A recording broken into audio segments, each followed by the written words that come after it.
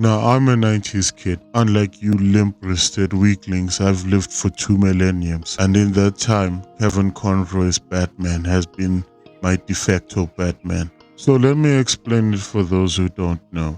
As we all know, Bruce Wayne was unfortunate to witness the murder of his parents. After some time, Bruce Wayne would vow that no child should ever see their parents die before their eyes. And in extension, Batman would teach us to stand up against bullies, to fight corruption wherever we see it. And no matter what Zack Snyder would have you believe, Batman does not kill. If he kills, he's just a Punisher in a Batman costume. But enough of my favorite punching bag. My point is that Batman is capable of incredible feats of kindness. One scene comes to mind where Batman comforts a crying child under a swing set, all brilliantly voiced by Kevin Conroy. They got their weapon. I got cheated out of my childhood. I know what that's like. You do, don't you? You don't have to answer. I read your mind. You were going to try and talk me into fixing what I've changed. Before I die. Yes. I'm dying very soon. Yes. I'm sorry. Could you stay with me? I'm scared.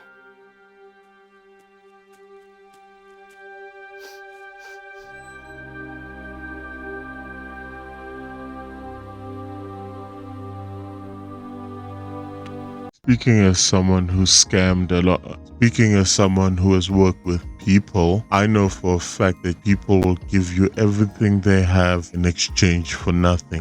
The role that heroes play in society is to share our combined morality. For example, heroes like Wonder Woman teach us to live by a code of honor. And from Superman, we learn to see the good in everyone and to give everyone a fair shake and a fair chance. Batman teaches us to stand up against the injustices of the world. No matter who you are, we can all relate to these principles. In the past 8 years, I've noticed an obsession with Hollywood and killing the past. Let the past die. Kill it, if you have to. You know why I think that companies insist on shitting on their own legacy? This is my opinion. I think it's the ego of the writers to think that they can do a better job than the people that came before them that wrote the games that they're basing their career off of. So it's like they want to kill off the old characters so they can then make their characters the main story. I would even argue that, like, if you don't want to ride somebody else's horse, you don't want to carry on that legacy, then why the fuck are you working at a company that makes video games about Batman? Let's take a look at how they handled the Flash's death. After the Suicide Squad defeats the Flash, yes, I'm serious, please stop laughing, Captain Boomerang walks to the Flash's body, pulls his dick out in order to piss on him, and the whole thing is played as a joke. Let's play a game. We'll call it It's Funny Until It Happens to You. In this game, we're going to replace the Flash with Supergirl. Now, do you think they would have allowed that scene to make it into the final build of the game? How about the scene where Green Lantern is killed and stripped naked? Let's replace Green Lantern with Wonder Woman. No, let's make it Starfire. Speaking of Wonder Woman, it's interesting that her death was played off as a tragedy and the Suicide Squad stopped to mourn her death. I'm a big fan of the Injustice series, where Superman breaks his moral code and kills. But the difference between that and the Suicide Squad is, before he turns evil, we get to see the real Superman. In the middle of this game, there's a scene where Barry, the Flash, tells Diana that they are too far gone and that she'll have to kill them. And that scene is played with an earnestness that the rest of the game lacks. So this is the scene where Superman kills Wonder Woman. I wanna know, why the fuck does he have a smile on his face? Couldn't they have shown us Superman trying to fight Brainiac's control and tragically failing to do so, and he reluctantly kills his friend? Is it just me, or are these guys desperate to make Harley Quinn a thing? Out of all the characters in the DC universe, if anyone should be killing Batman, it should be the Joker.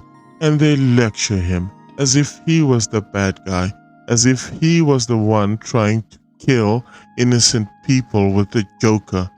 Yeah, this is written by somebody that has like a chip on their shoulder. Metropolis, this is Lois Lane. From all reports, it seems that Batman is gone. As Batman and as Bruce Wayne, everyone knew him. Everyone knew his voice. Always prepared, he left a communication with the Daily Planet in the event of, well, it reads, "When I put on the cowl, I became a symbol. But I never stopped being Bruce Wayne, citizen of Gotham. Remember that we are all handed adversity in our lives. No one's journey is easy. It's how we handle that, how we help others, that makes us unique. That's what the Batman will always stand for. Metropolis will get through this. And Batman, goodbye. You will be missed, but never forgotten."